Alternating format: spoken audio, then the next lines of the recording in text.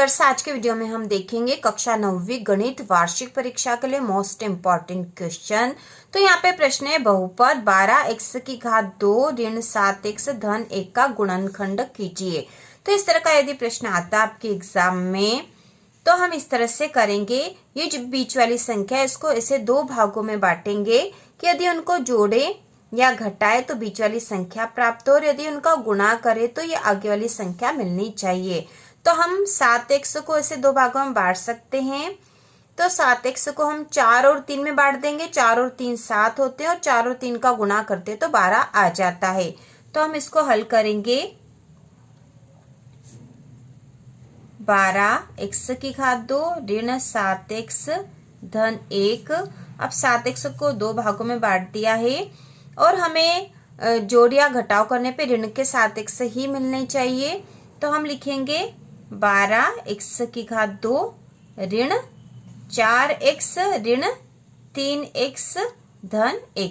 तो हमने ऋण 7x को ऋण 4x और ऋण 3x में बांट दिया है। ये ऋण ऋण वाली संख्या आपस में जुड़ जाएगी और 4 और 3 ऋण का 7 हो जाएगा, और इन दोनों का गुणा करेंगे तो गुणा करने पे ये जो चिन्ह है इनका भी गुणा होता है, तो ऋण का ऋण में गुणा होगा तो धन हो जाएगा, और 4 का 3 में गुणा करेंगे तो 12 आ जाएगा।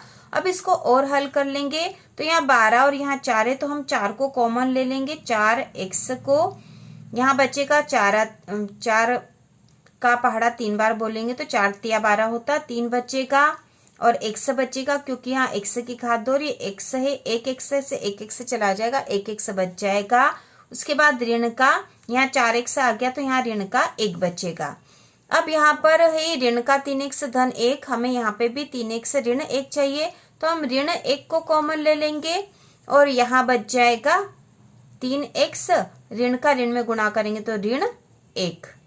ठीक है, अब यहाँ पर 4x ऋण 1 ये कॉमन आ जाएगा और 3x ऋण 1 यहाँ पर ये कॉमन हो जाएगा।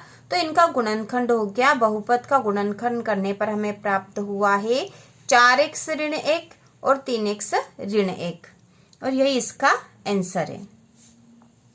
इसके बाद अगला प्रश्न हम देखेंगे, वह है बहुपद px बराबर 3x की घात 2 ऋण 5x धन 7 के लिए p1 ज्ञात कीजिए। मतलब यहाँ पर x के स्थान पर 1 रखकर हम इसको हल करेंगे। तो हम इसको हल कर लेते हैं। px बराबर है 3x की घात 2 ऋण 5x धन 7, यह प्रश्न में ही दे रखा है। अब हमें p1 के लिए ज्ञात करना, तो हम यहाँ लिख देंगे p1 बराबर, अब x के स्थान पर 1 लिख देंगे, 3x के स्थान पर 1 लिखना तो 1 की घात 2 हो जाएगा, ऋण 5x के स्थान पर 1 लिख देंगे धन 7। अब इसको और हल कर लेंगे तो p1 बराबर 3 और 1 का वर्ग करेंगे तो 1 ही आएगा, तो यहाँ 3 गुना 1 हो गया, ऋण 5 का 1 में गुणा करा तो 5 ही आएगा धन 7। फिर p1 बराबर 3 का 1 में गुणा करा तो 3 ऋण 5 धन 7। अब यहाँ पर ये धन का और ये धन का तो धन धन वाली संख्या जुड़ जाएगी, तो यहाँ हो जाएगा p1 बराबर 7 और 3 10 ऋण 5, और इसको और हल कर लेंगे तो p1 बराबर 10 में से 5 गए तो बच्चा 5। तो इसका आंसर आ गया p1 बराबर 5। तो ये इसका आंसर है, आंसर p1 बराबर 5। इसके बाद अगला प्रश्न है, बिंदु 3 ऋण 8 में भुज व कोटि का मान लिखिए। तो इसको हल करेंगे तो बहुत आसान है। यह जो भी आगे वाली संख्या होती है वो भुज होती है और बाद वाली संख्या कोटि कहलाती है। तो यहाँ पे हो जाएगा भुज बराबर 3 कोटि बराबर ऋण 8। इसके बाद जो अगला प्रश्न है वह है, एक चतुर्भुज के कोण 3:5:9:13 के अनुपात में हो तो इस चतुर्भुज के सभी कोण ज्ञात कीजिए।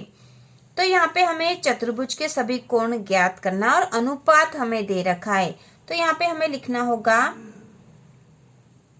दिया है चतुर्भुज के कोण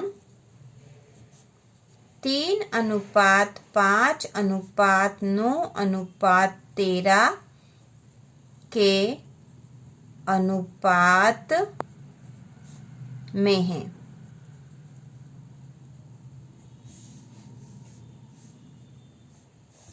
ठीक है, ये हमें दिया है और चतुर्भुज के सभी कोण ज्ञात करने। तो यहाँ पर हम लिख देंगे माना कि यह अनुपात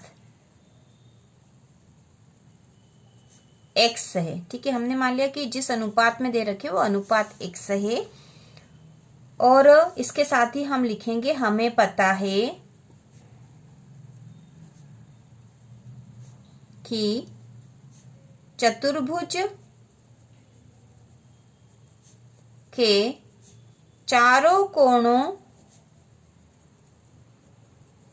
का योग, चतुर्भुज के चारों कोणों का योग बराबर 360 डिग्री होता है। ठीक है, 360 डिग्री होता है। हमें पता है कि चतुर्भुज के जो चारों कोण हैं उन चारों को यदि टोटल करेंगे तो उनका मान होता है 360 और यह अनुपात में दे रखे हैं। तो हम यहाँ लिखेंगे चतुर्भुज के चारों कोण बराबर, तो चतुर्भुज के चारों कोण क्या हो जाएंगे, हमने इनका अनुपात x मान लिया है तो वो हो जाएंगे 3x धन 5x धन 9x धन 13x। ये तो चारों कोण हो गए। अब हमें पता है कि चारों कोणों का मान तो 360 डिग्री होता है। 360 बराबर हो जाएगा 3x धन 5x धन 9x धन 13x, क्योंकि चारों कोणों का जो योग होता है वो 360 ही होता है, भले ही वो किसी भी अनुपात में हो।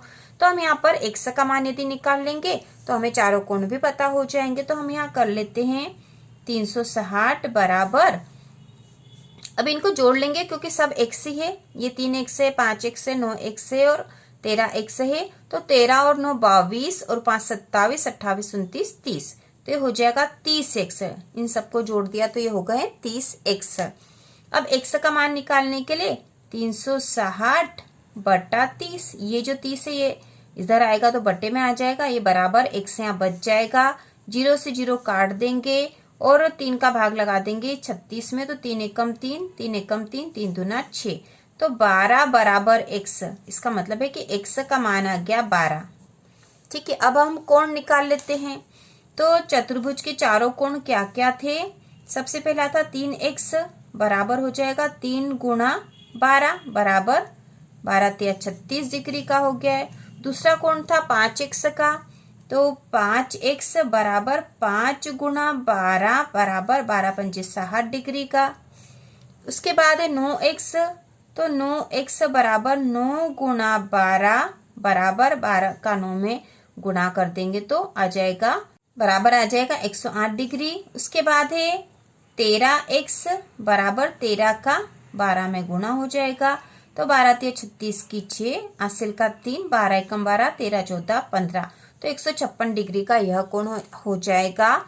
तो इसको हम यह भी देख सकते हैं कि हमारा आंसर राइट है कि नहीं, क्योंकि इन चारों कोणों का मान 360 डिग्री ही होना चाहिए और यदि इनको जोड़े तो 360 आ जाना चाहिए। तो जोड़ के देख लेते हैं, 6 और 8 14 और 6 20 की 0, हासिल का 2, 3 और 2 5 और 6 11 और 5 16 की 6, हासिल का 1 और 1 2 और 1 3, 360 डिग्री। तो इन चारों कोणों का मान 360 हो गया है और हमने चारों कोणों का मान ज्ञात कर लिया है। तो इसका उत्तर आ जाएगा, उत्तर बराबर चारों कोण कौन कौन से, चारों कोणों का मान ज्ञात करना था, तो यहाँ आ जाएगा चारों कोणों के का मान बराबर है 36 डिग्री, 60 डिग्री, 108 डिग्री और 156 डिग्री। तो ये इसका आंसर है। तो इस प्रकार से यह प्रश्न हल हो गया, बहुत आसान था। यदि इसके स्थान पर कोई सा भी अनुपात आता है तो भी हमको इसी विधि से करना है, हम आसानी से इसको हल कर सकते हैं।